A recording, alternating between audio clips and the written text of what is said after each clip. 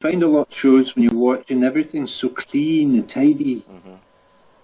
The Outlander's dirty and gritty. You can feel it under your nails almost. You know? Yep. And that's really what appealed to me when I was playing on the show. I loved the whole concept. Even the horses were fun.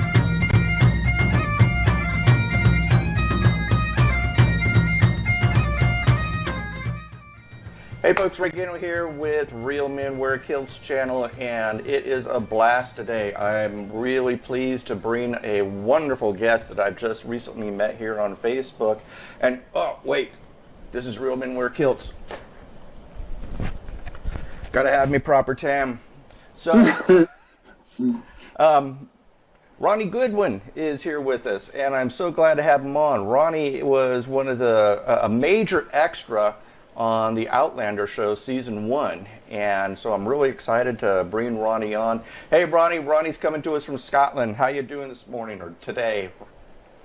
I'm very well, thank you, Ray. Hey, you were a primary extra. My wife and I were watching season 1 again here because in September the new 3rd season is coming out, so we've been brushing up and coming back on and watching all the shows. But in season 1, you're like all over the place. And yeah.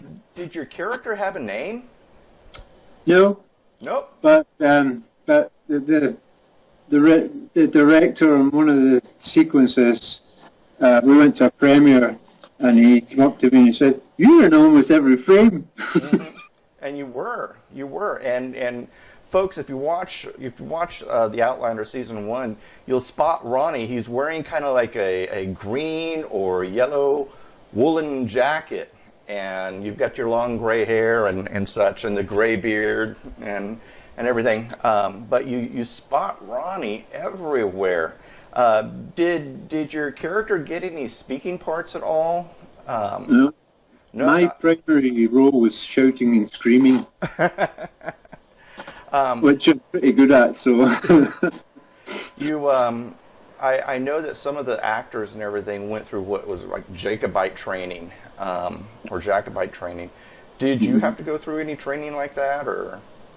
Well, I was a horseman, so I didn't do any legwork when it came to fighting and stuff, so I was basically on the horse, and I've ridden a horse all my life, so basically they just said, "You're in, you're on the horse." And next thing I knew, I was, in fact, it's a good story. First of all, I was browsing Facebook and I found a post saying, "Bearded horseman required." So I ticked the like box, and the next minute I got a private message saying, "You still ride, Ronnie? You still on the horse?" I said, "I haven't been on a while, but I could still do it." "Have you still got your beard?" And, "Yeah, okay." Audition in a couple of days' time. Next thing I knew, I was being auditioned with a bunch of guys, all good horsemen, and 4 of us were selected to play the main kind of Highlanders behind the main cast. Wow. Which was a thrill. Yeah. It's I've seen a lot of your work on your website, and it looks like you live, well, we were talking off camera, where you live and everything, but did you have to travel far to the sets or anything, or? Yeah, if I was going to the studio and back, it was about 90 miles return. Wow. What was it like being on set and hanging out and filming and? Well, there's only one thing you can do, and that's make friends. Because there's so many of you there, and you're all swapping stories. Meanwhile, it is very boring, but we all keep ourselves occupied until we're called, So so basically, I'm assuming a lot of you, the extras, hung out together. But did anybody like Sam Hewen or some of the other actors hang out with you, and y'all just chatted up, or?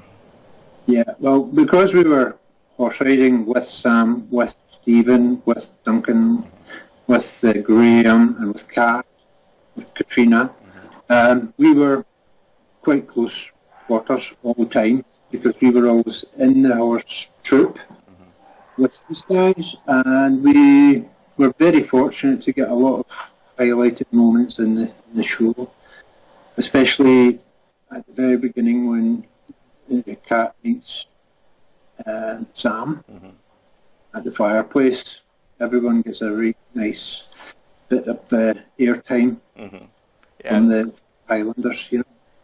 And yeah, again, you were from the very beginnings. You were in just about every scene, because again, you were in the cabin when Cat met Sam, and then a lot of the horse scenes, riding scenes, some of the camping scenes where you were out in the show Rent and such. So you were just all over it.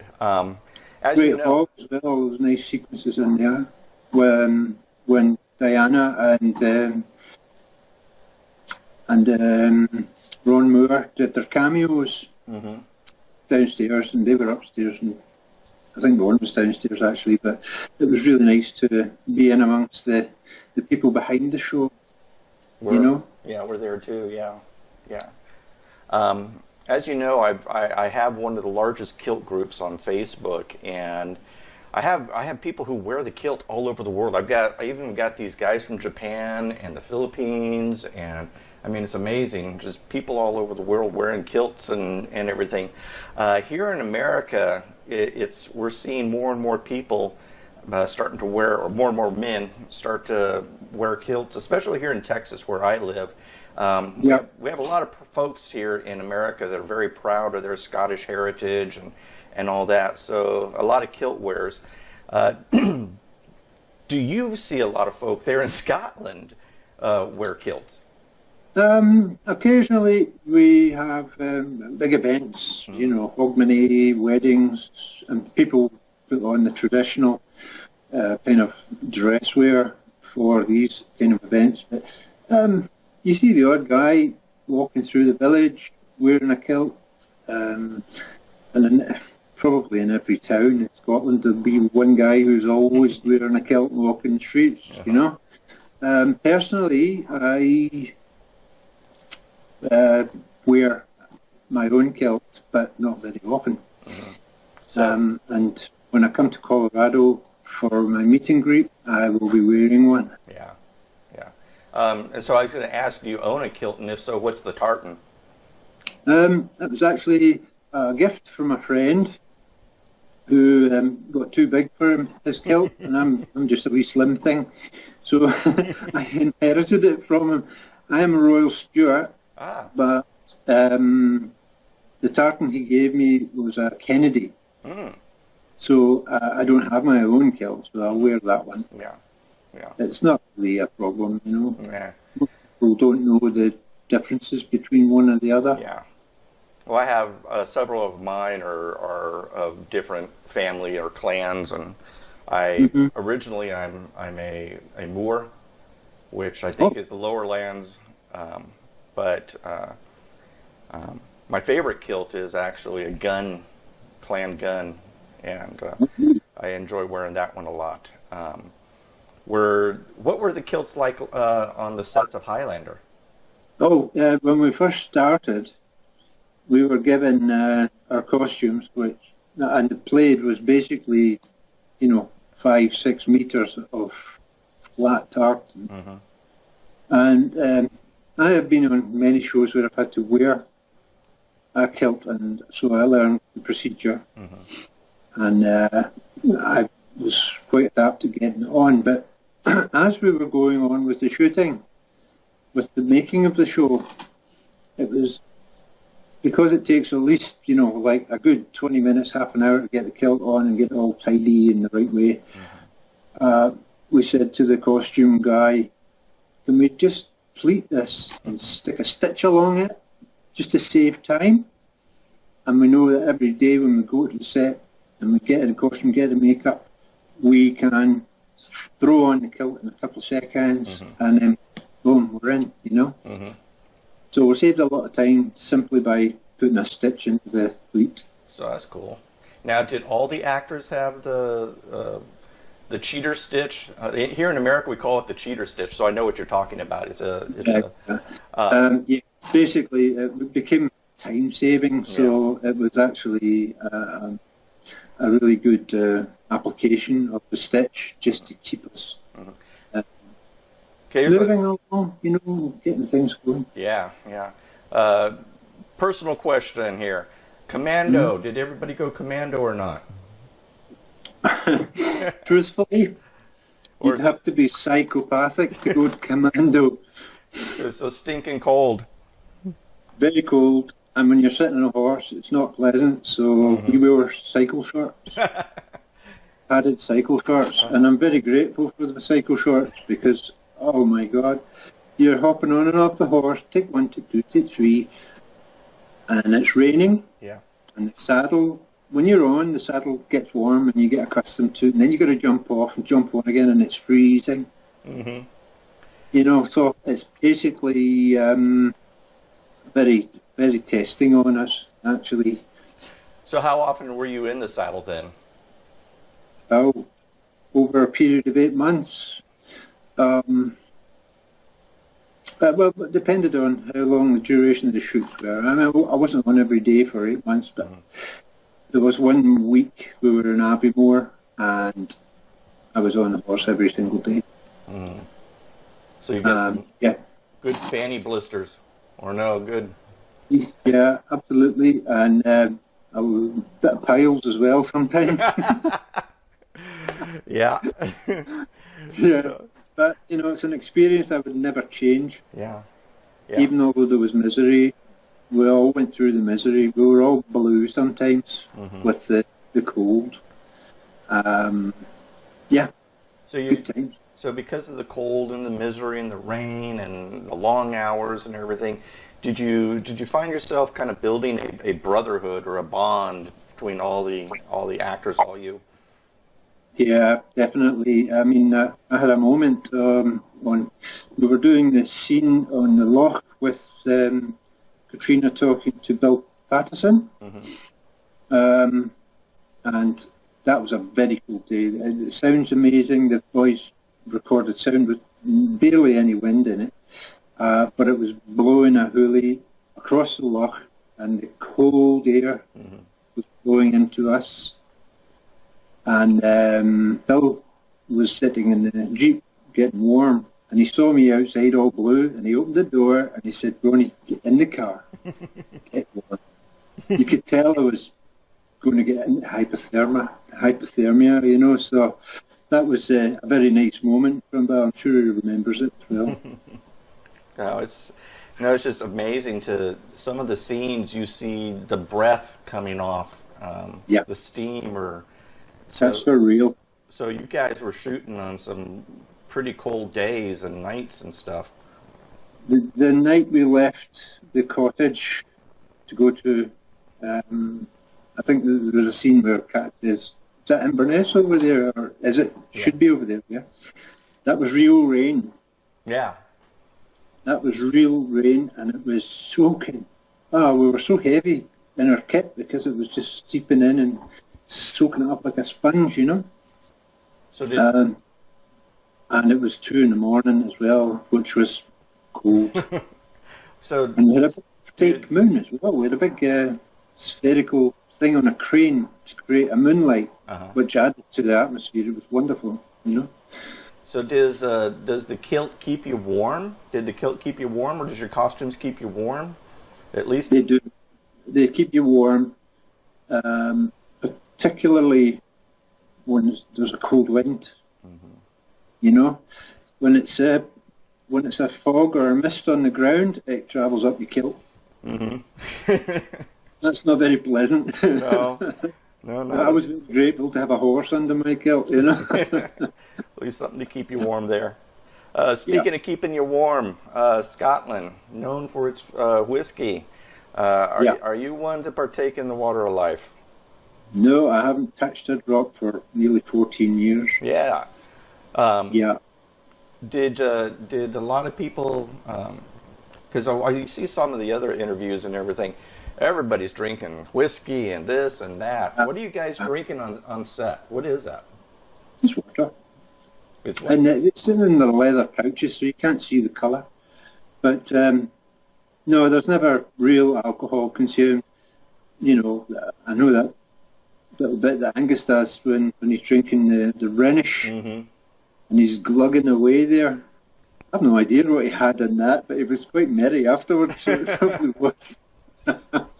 And he's a great pal of mine now, Stephen, you know. Mm-hmm.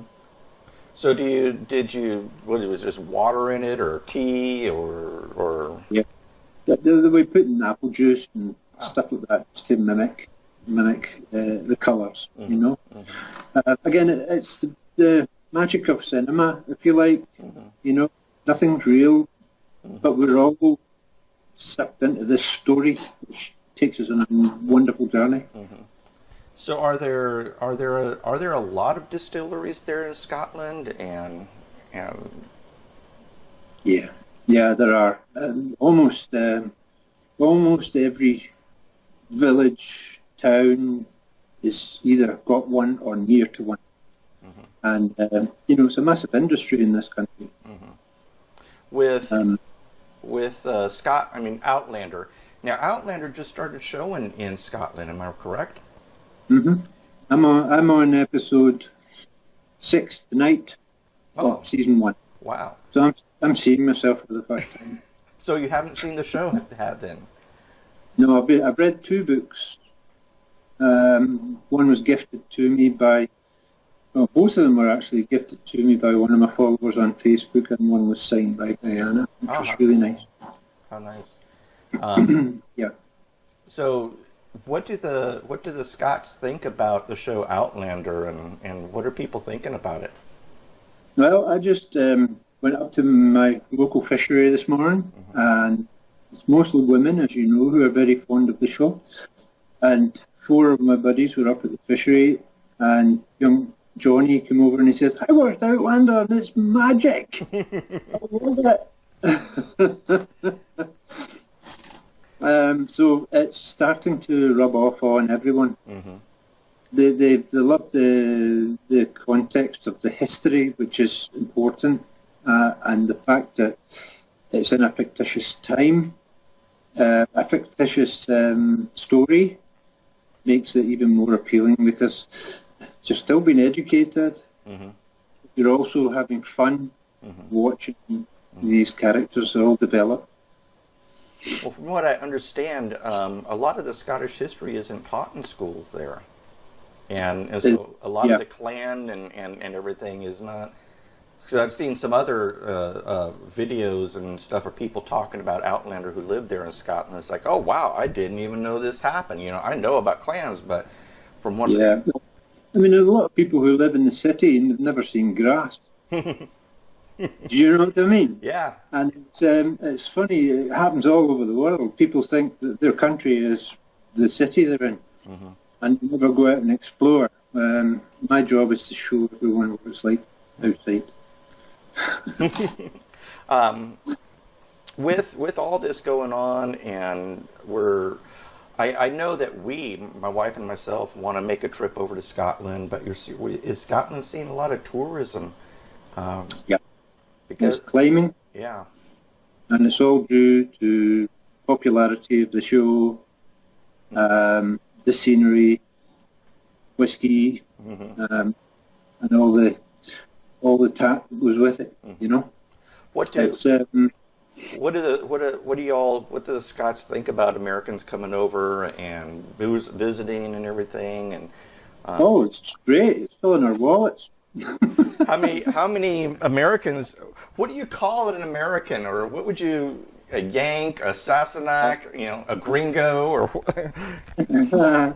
no, we just I've heard Yank being used before, but I was when I was working on Balmoral Estate, for example, I did a few months just working with tourists, and I just asked whether they were American or Canadian, and I always got it the wrong way round.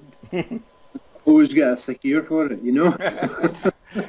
Yeah, we have that funny accent, you know. Yes, I know, and it's hard to distinguish from someone who comes from the other side of this pond, you know.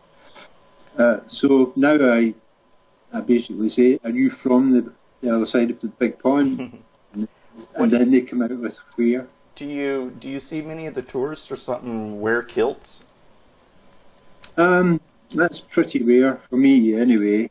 I have a couple that I've seen when I was working on Balmoral who wore kilts, just because they had them and they wanted to wear them in the country of their origin. You know, that was quite nice. Except you could only distinguish the difference between them and a Scotsman by their accent, because they all grow beards when they come over here.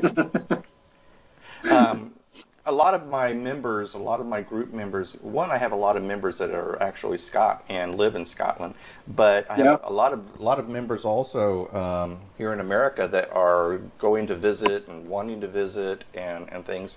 A couple tourist questions here. Tourists always need to eat. If you were the guide, what sort of food would you introduce them to? What sort of Scottish fare would you feed them? Seafood for starters. And we have the most amazing places where we harvest our own fish, oysters, lobsters, crab, all these things. When it comes to kind of your traditional haggis, neeps, and tatties, you can get that more or less any pub. What do you think of haggis? Oh, I don't like it at all. I used to be a farmer. I know what goes into it. Some of the other things that I know people got questions about. Black pudding. What is black pudding? Well, it's congealed blood, which is mixed with oatmeal and other little herbies, and it's placed in a tube and it's fried, and it's actually delicious. I love black pudding. Now, you have black pudding a lot for breakfast. Yeah, they do, and it's again a lot of tourists feast on our breakfast buffet. But I actually like Balmoral chicken, which is a piece of chicken that's sliced, and then there's a couple of pieces of black pudding stuffed into it, which is it's quite delicious. Square sausage. What is square sausage? Square sausage is just like. Do you know what a potted hock is? It's like potted meat. Yeah. Minced up, except they stick it in a square tray and they cook it, and then they slice it up, and then at breakfast they fry it up, and it's I think, what's it called again here? My dad was a big fan of it. He had to have his square slice, but he never called it square slice. I can't remember what he called it now. Anyway. In Scotland, it's pretty popular to fry everything. Do you have any favorite fried foods or favorite chippies, or what is some of the weirdest thing you've fried or had fried?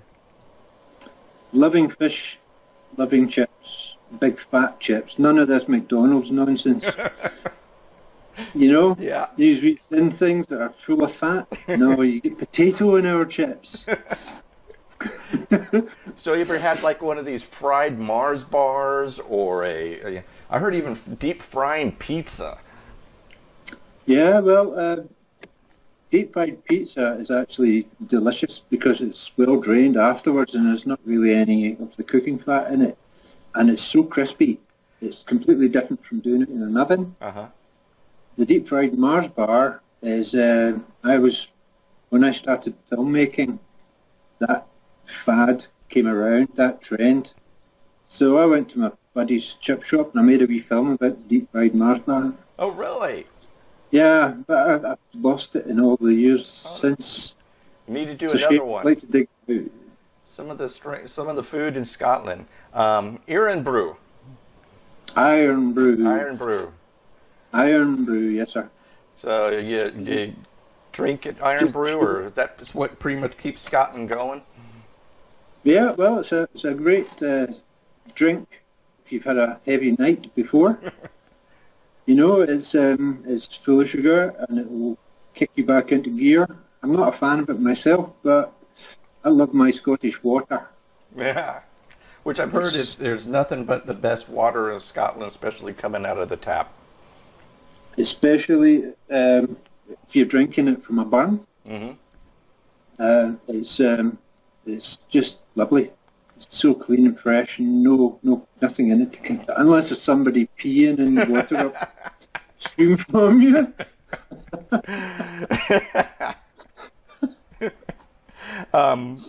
I don't know if you, in August starts Fringe Fest, and again, I'm asking some of the tourist questions because a lot of especially now, I know a number of my readers are heading over to Scotland for Fringe Fest and the tattoo and all that and everything. What are some things that do you deal with Fringe Fest, or do you go to Edinburgh during this time, or do you completely avoid it because it's just utterly crazy? I completely avoid it. Yeah, it's too mayhem for me. I'm a loner. I like to be out in the hill on my own, or out my camera shooting stuff, and not shooting, but filming, with my camera.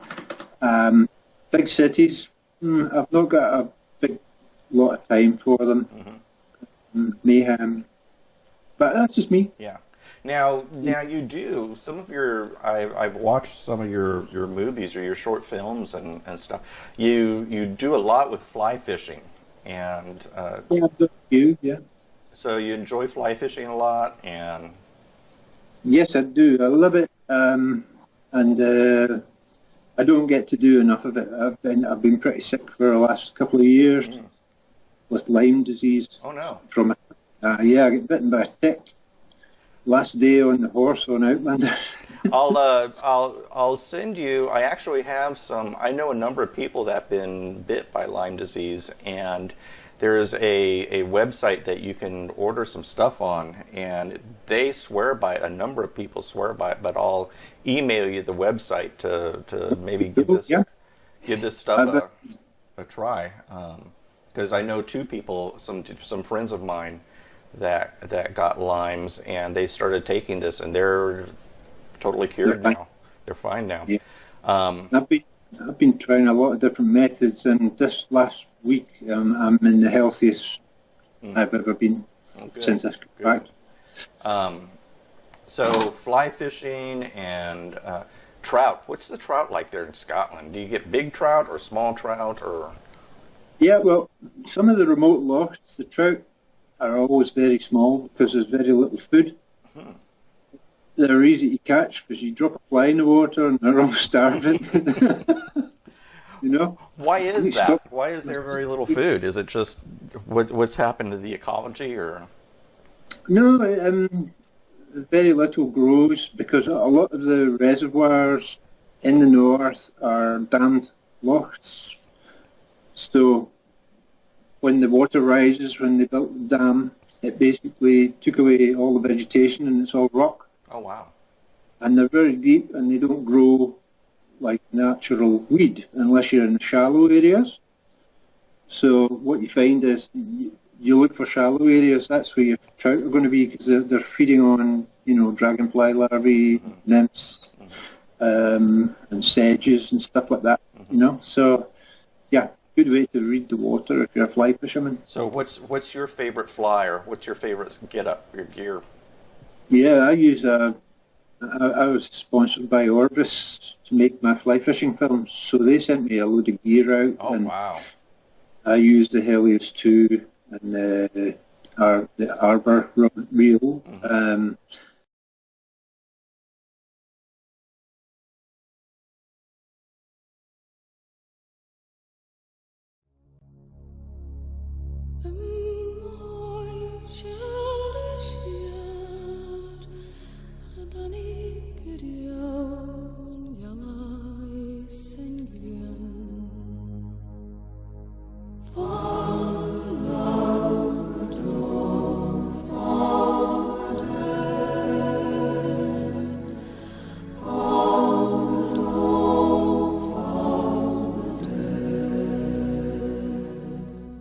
I also buy little flies called culdies, canal. So basically a little emerger fly, and it sits. So every time you catch a fish, it hooks it in the lip, it doesn't swallow it. And it's very kind to them, if you like. Okay, it puts a little hole in the lip, but you can let the fish go again. Yeah. unless you're hungry. So, do you tie your own flies at all, or?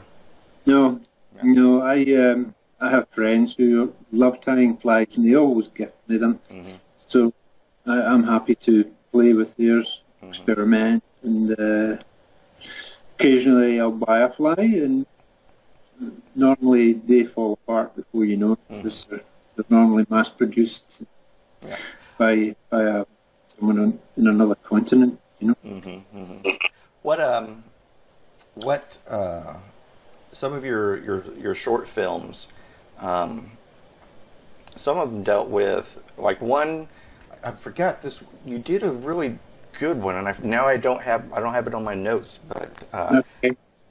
your Will I name them, and you can choose which one? yes, Shooter. yes, that's it. Brilliant. Yeah, that was dedicated to my dad. He was an armourer in the Rimi in the army in Egypt, and he was a big lover of guns. I was brought up looking at guns hanging on the wall, but I was never a fan. You know, I love my camera, so I combined his story and my story to come up with Shooter, And then and it took me around the world. wow. We film. And you've also done some fly fishing films, which I thought were absolutely beautiful. Yeah, Fly a Legacy. Again, and a lovely wee story behind that. I was very bored and I was out of work for a while, so I went fishing for 10 days and I just captured as many takes of the fly as I could. And once I did that, I put a little story together, 90 seconds, and I posted it online and it went crazy. And I got a call from a group of people in America called the F3T, Fly Fishing Film Tour. Oh, we want your film to go on tour with us. I said, oh, well, yeah, can you send us the full version? I said, that is it. You know, that was 90 seconds is all I made. They said, I tell you what, we'll give you a sponsor, which is Orbis. They'll pay you some money. You go out and make that 6.5, 7 minutes piece. So I came up with a story with my pal John, and we made a story about grandfather handing down his knowledge to his grandson about fly fishing. And it did the F3T, 110 cinemas across the United States. Wow. And when I got back, I thought, this wee film's done so well, I'll put it into the Cannes Film Festival, into the short film corner. So I did. And Linda Olchowski, my distributor for Shooter, she came out, stayed with me, and said, what's the scoop, Ronnie? What have we got here that I can see? So I showed her Fly a Legacy, and she bought it. Wow. Straight up. And then a couple of months later, I got an email from her saying, we think this is good enough for the Academy. Wow. I said, oh, well, how do we go about that then? She said, we'll fund your process, and we'll keep the money that you make from the film until that's paid off. I thought, right, I'm not putting my hand in my pocket, so I'll just do that. Oh, wow. So, well, yeah, it was great. We got a qualification. We didn't get to nomination, but we got a qualification, and that was great. And that was a big tick in my box. Well, just to be involved in that process and to get to that level, especially being a short film director and producer, I mean, that's amazing. I mean, yeah, and you know what? Nothing came of it. Absolutely nothing. But I get a lot of people watching it and writing to me saying that they really love it, and it brings back memories of their grandfather and whatnot, and that means more to me than. You know, and you can't sell a 6-minute film for $1 million, you know. Yeah. But there again, I mean, there's a lot of big movies being made from short adaptations of films. That was another reason why I like making shorts, because it can plant seeds within production companies. Yeah. And, I'm at a stage now where these films are still working online, not making any money with them, but they're getting me seen now.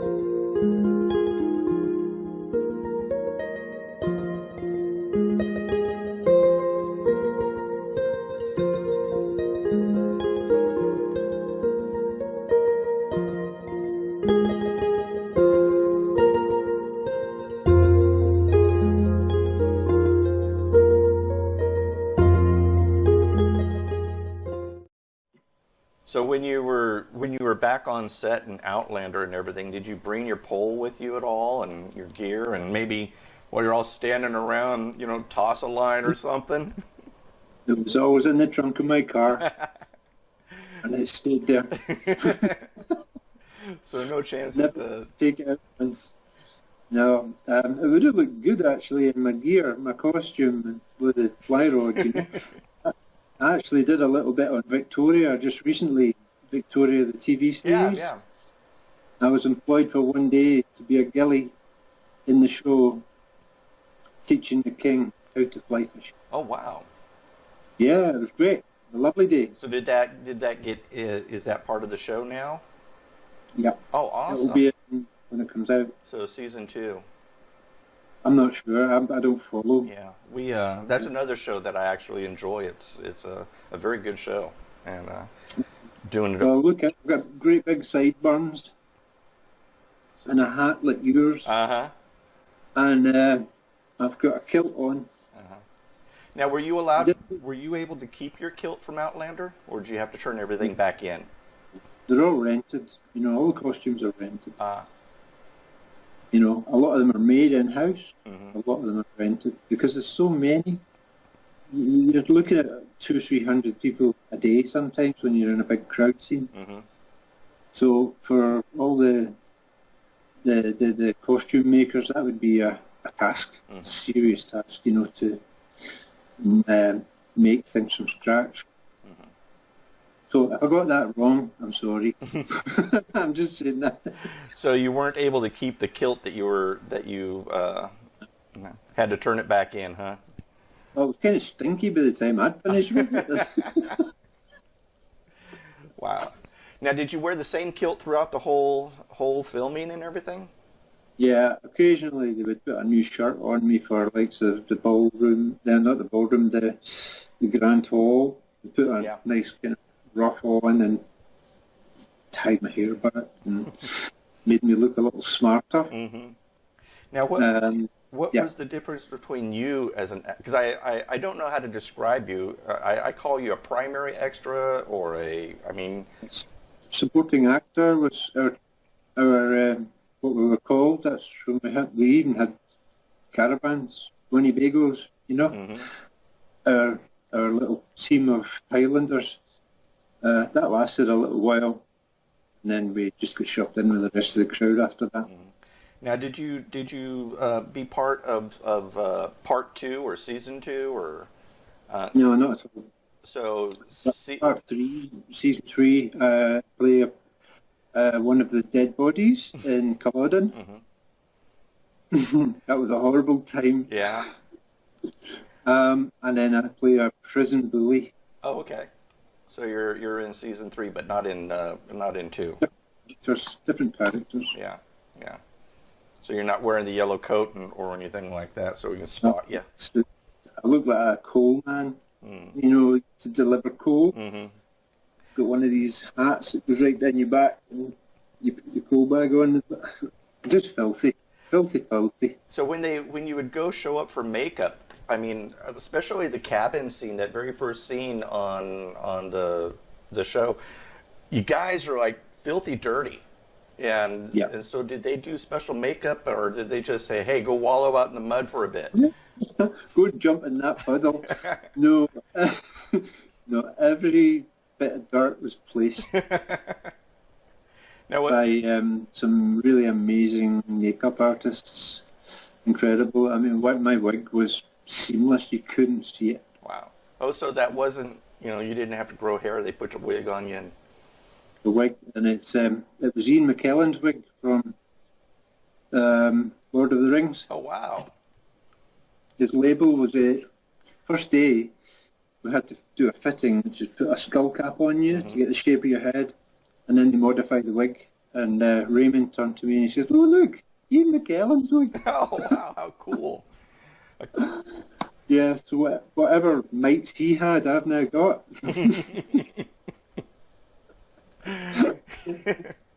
Or dander or whatever. Yeah. So, Yeah, so that was my claim to fame for my wig.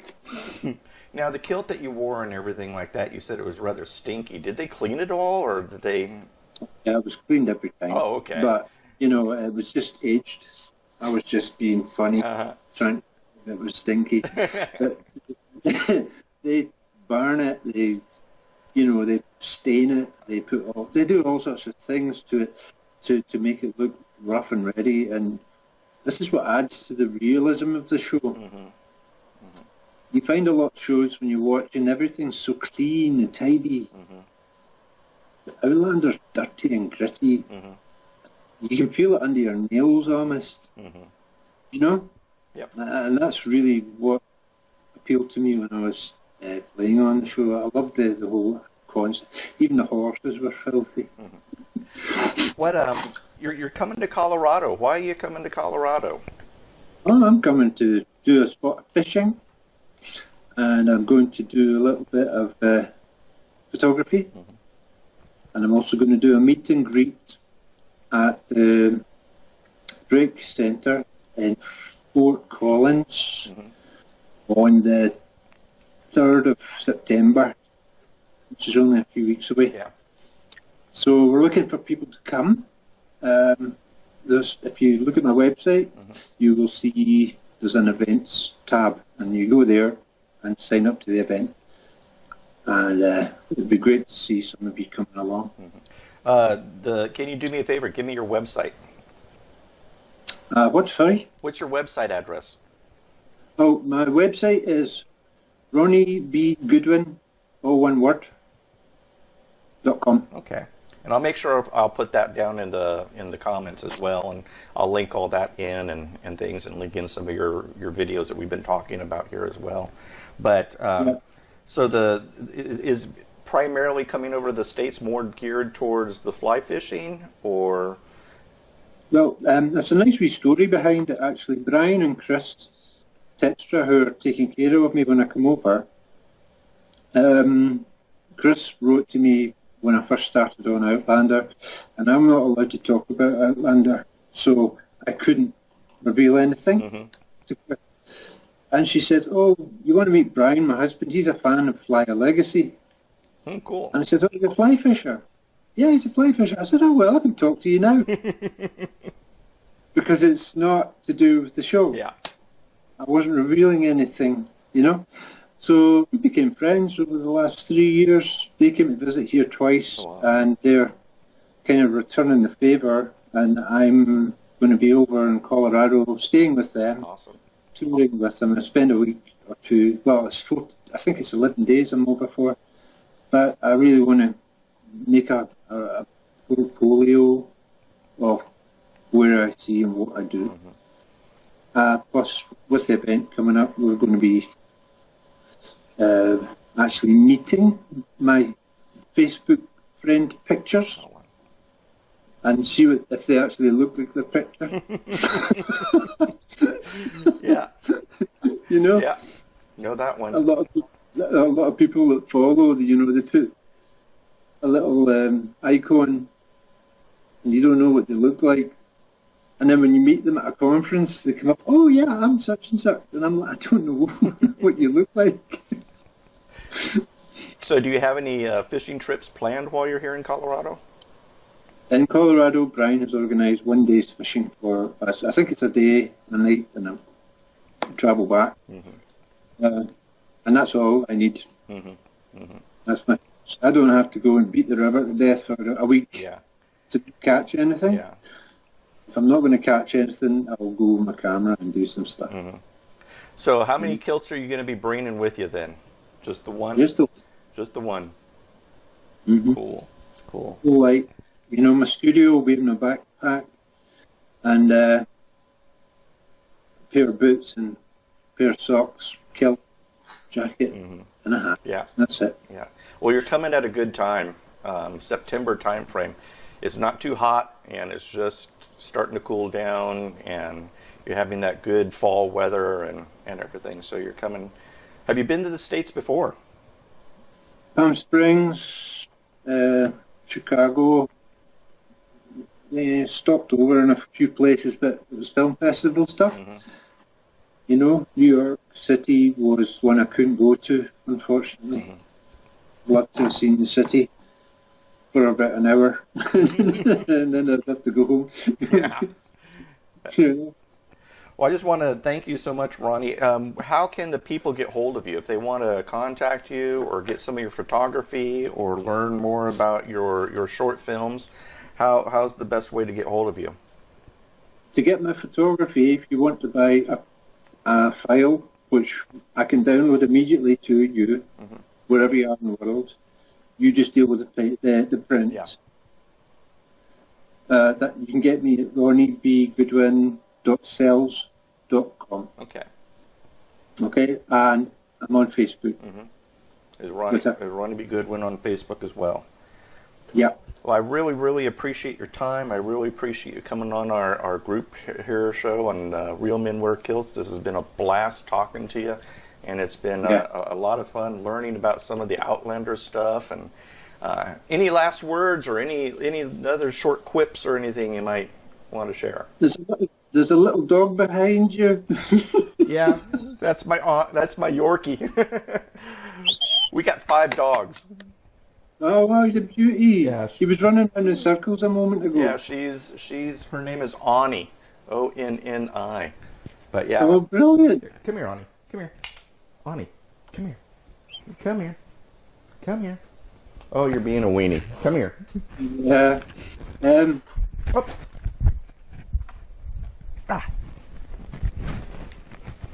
Excuse me. Yes. She. Is it a he or a she? It's a she. Her name is Ronnie. Ronnie. But yeah, she's my little love. We've got beautiful dog. Yeah. Anyway, I don't know if there's anything else I can say other than to all the people that have already bought images from me. I want to thank you all very much because it's survival at the moment.